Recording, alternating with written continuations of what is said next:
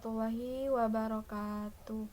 Saya Ira Akrabi dari Biologi 1 Fakultas Sains dan Teknologi. Di sini saya akan memenuhi tugas akhir dari semester ini dari mata kuliah Fisiologi Hewan. Materi yang saya pilih itu adalah sistem ekresi. Nah, sistem yang saya akan menjelaskan ini terutama sistem ekresi pada hewan. Saya akan pertama-tama menjelaskan apa itu pengertian atau apa itu. Nah, di sini saya akan menjelaskan sistem ekresi pada hewan vertebrata. Yang pertama itu ada ikan atau pisces. Ini alat-alat pada ikan ini merupakan salah satunya ada kulit, insang dan ginjal. Dan pada beberapa jenis ikan itu seperti ikan mas ini akan mempunyai saluran ginjal atau kemih dan akan menyatu dengan saluran kelenjar kelamin yang disebut saluran urogenital yang terletak di belakang anus. Nah, selanjutnya di sini ada mekanisme ekskresi pada ikan laut dan ikan tawar. Yang pertama itu ikan tawar yang melakukan penambahan air melalui osmosis dan akan kehilangan garam melalui difusi. Yang kedua itu konsentrasi garam yang lebih tinggi. Ikan air tawar mengekskresikan amonia dan aktif menyerap ion anorganik dan mengeluarkan urin dalam jumlah yang lebih besar. Dan selanjutnya itu ada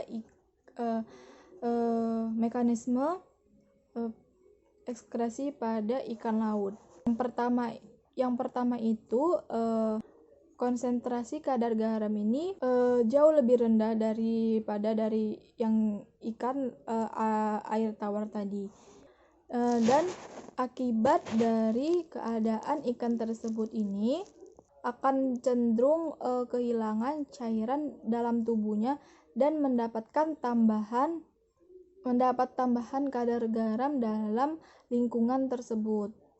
Nah, di dalam ginjal ini ada kelebihan ion kalsium dan magnesium serta sulfat dan diekskresikan bersama dengan kehilangan sejumlah air. Lain itu ikan air laut ini mengekskresikan ion-ion yang biasanya lewat insang dan mengeluarkan urin dalam volume yang lebih kecil. Karena ginjal pada air laut ini tidak memiliki glomerulus dan akibat ini tidak akan terjadi ultrafiltrasi di dalam ginjal. Dan urin terbentuk oleh sekresi garam-garam atau TMO yang berkaitan dengan osmosis pada air. Yang kedua itu ada amfibi atau kata. Nah, pada amfibi ini ekskresinya ada ginjal, alat ekskresinya lain itu kulit, paru-paru, dan insang. Nah, di sini saya akan menjelaskan perbedaan dari saluran ginjal pada katak betina dan jantan. Pada katak jantan ini saluran ginjal ini menyatu, tetapi pada betina tidak menyatu. Nah, karena pada kulit katak ini permeabel, maka katak ini di dalam air ini akan lebih banyak menyerap dalam kulitnya secara osmosis. Dan pada saat katak ini di dalam darat akan melakukan konsentrasi atau konservasi air dan tidak akan membuangnya. Nah, selanjutnya reptil. Pada alat reptil ini adalah sepasang ginjal yang ginjal metanervous. Selanjutnya ini ginjal ini dihubungkan oleh kantong kemih dan bermuara ke dalam kloaka. Nah, selain pada reptil mempunyai ginjal,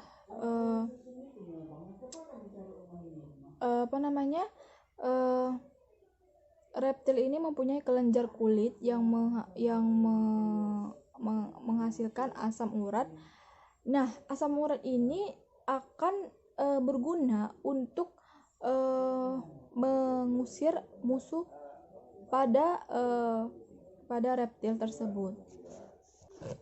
Nah, selanjutnya ini reptil ini yang hidup di daerah kering ini akan mengubah zat-zat nitrogen yang mengandung zat-zat sisa metabolisme yang mengandung nitrogen yang di dalam bentuknya itu asam urat yang berwarna putih dan berbentuk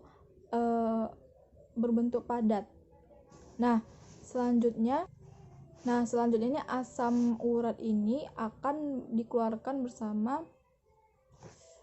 kotoran melalui kloaka, dan sedangkan air ini akan diserap kembali agar tubuh tidak kehilangan air terlalu banyak. Nah, jadi dengan bersamaan kotoran ini dikeluarkan melalui kloaka, dan sedangkan air itu tidak boleh dikeluarkan secara keseluruhan agar tidak mengeluarkan air terlalu banyak. Selanjutnya itu ada apes. Nah, alat pada apes ini mempunyai ginjal metanarfos, dan burung ini tidak memiliki vesika.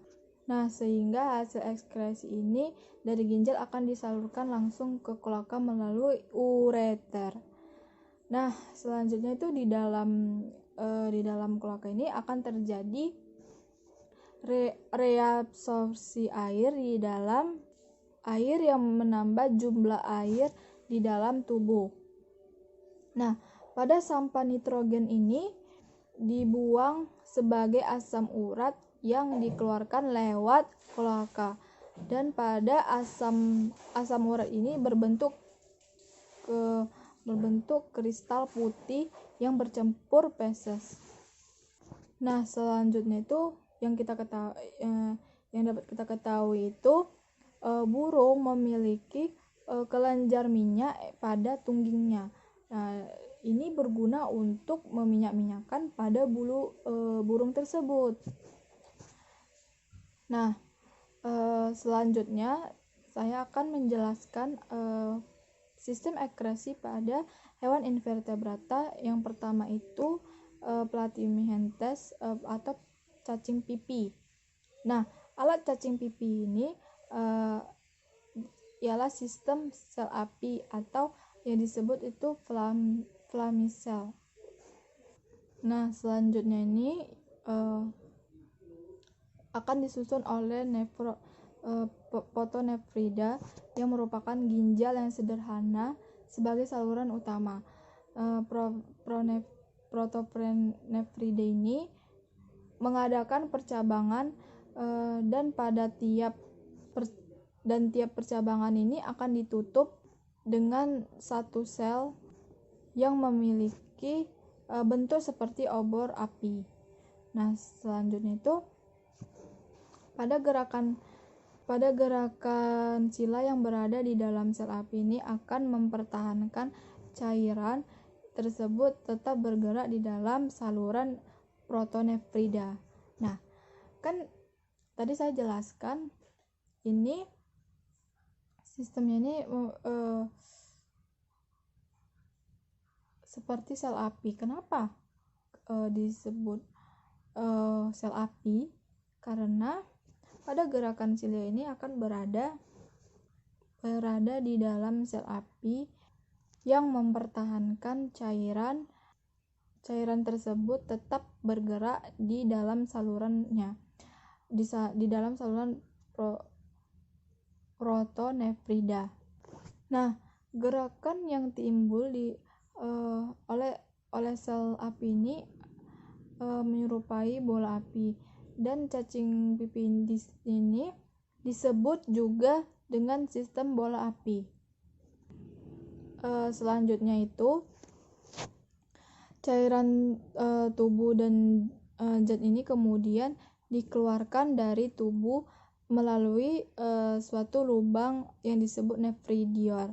Nah, sebagian besar sisa nitrogen ini tidak masuk ke dalam saluran ekskresi.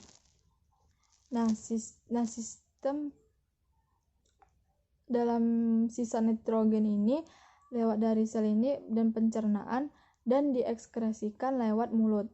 Dari beberapa zat ini akan berdifusi secara langsung dari sel ke air.